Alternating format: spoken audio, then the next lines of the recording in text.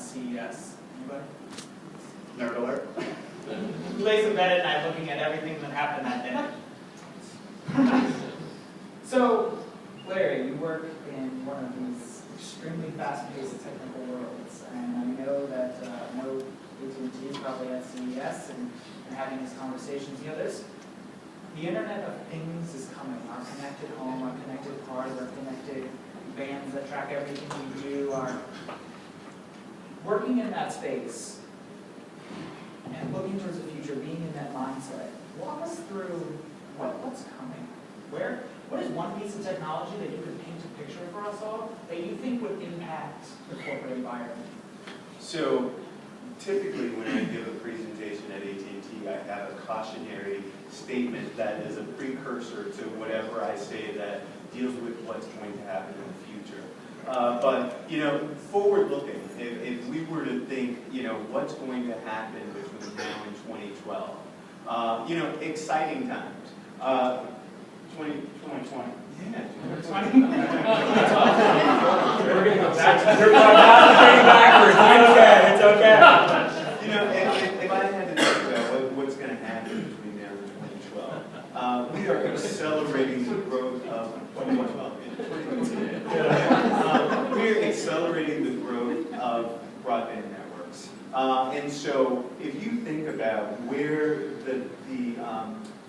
the investment is going today, it's all going into mobile networks. You know, mobility is going to change the future. You know, you think now there are some of the early adopters that are already watching television on Hulu and other online networks that are watching it on their mobile devices. You think about the connected home.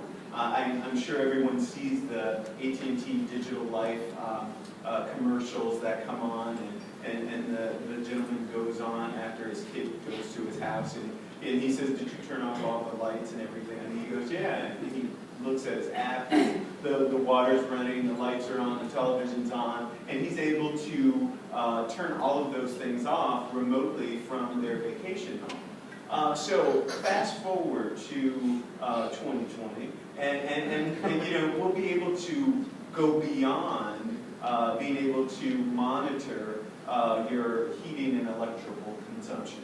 Because what will happen is algorithms will determine, hey, I know that Chris likes to conserve energy. And so based on some of his actions, I can determine that you know, Chris has opted in to say that I can at peak times go in and adjust his heating and air conditioning. I can you know, turn off power in certain zones of his home. I can, you know, so many learning things that we can take to become a more green environment. We will also be able to, if we go back to something that you said, is democratize education. You know, you think there were online schools and universities that were, you know, sort of the, oh God, you know, are you going to an online school? But now you can go to Harvard and Stanford and all these other places. And so we're going to begin to see the digital divide is going to get smaller and smaller because of mobile devices. And we're going to see that education will not be something that is just for people of higher means. It will be sort of the equalizer, as Bill said.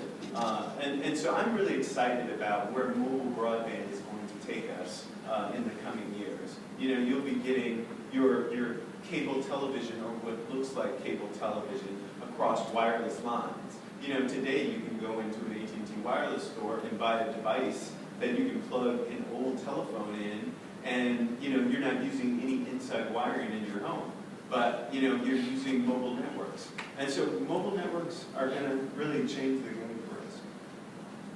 Anyone else? Well, new technologies.